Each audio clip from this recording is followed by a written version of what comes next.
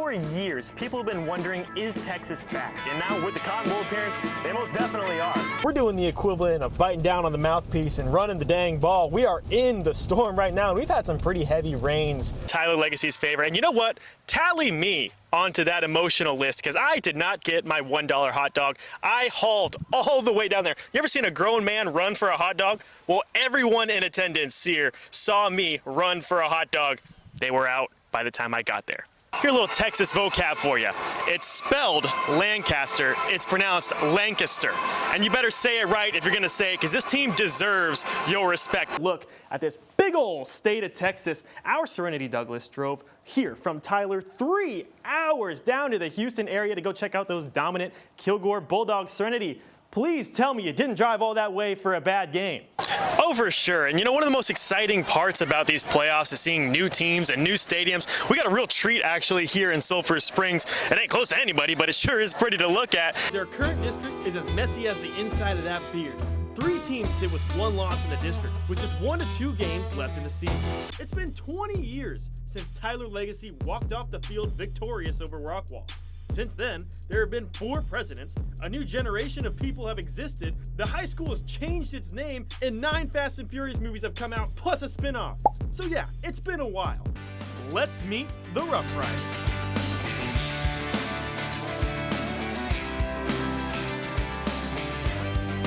Kids were young when that movie came out, so yeah, we watched it quite often. So definitely, I guess you could say I was a fan. DeMarvion Overshone is a giver of sacks, a giver of touchdowns, and recently, a giver of bikes.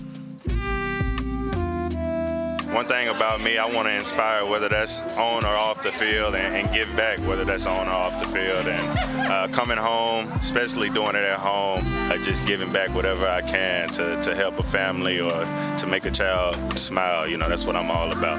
20 East Texas kids received bikes and more from the big man that comes around when the weather cools down. And we ain't talking about Santa. I was surprised, like, him just showing up, like, out of nowhere, like, out of the blue. A lot of quarterbacks say the same thing. I've always wanted this bike because when I was like about 9, I had a red bike, but when I got older, I grew out of it. And the bikes are no accident. Overshone chose these specific gifts for a reason. You know, when I was a kid, bikes was one way of competing, and I'm all about competing, and anytime you can get the kids outside the houses and do some type of competing and fitness, that's where you build the character. And even the adults got a little something for themselves too. And I got a selfie, so that was even cooler. It'll be on Instagram later. So happy, my heart's just so full. We love the Dallas Cowboys, so we're just so excited. For the kids, meeting their idol was everything. And they may not know it, but that love goes directly into healing that knee. When I say that love and that support is felt everywhere, it makes me want to go out there and do good. It makes me want to go out there and work harder. I truly believe that.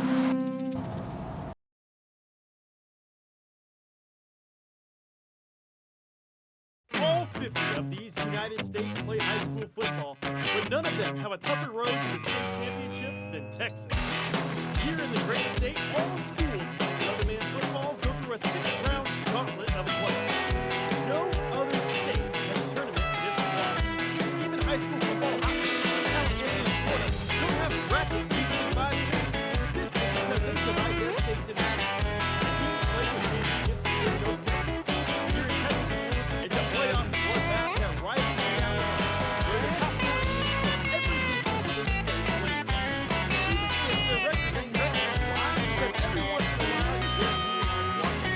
These 2 Oklahoma Rams barely snuck into the playoff spot with a 6-4 record. Since then, they've been one of the hottest teams under the Texas Stars, and they've played their way all the way to the state semifinals. Need another reason to have a state tournament over a half a regular season? Well, because everyone's Texas.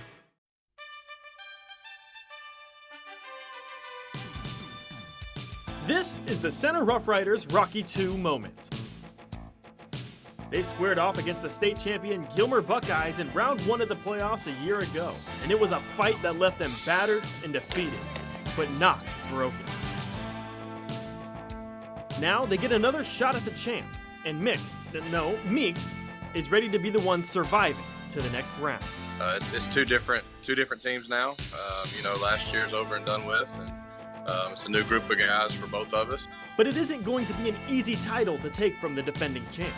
They have no limit. They could win it all. They have that potential. They know that. It's just a matter of taking care of business each Friday night. And after an 0-2 start to the season, the Buckeyes are back in championship form. No, we were back to reality. We played really good competition, and at this point, it's such a distant memory.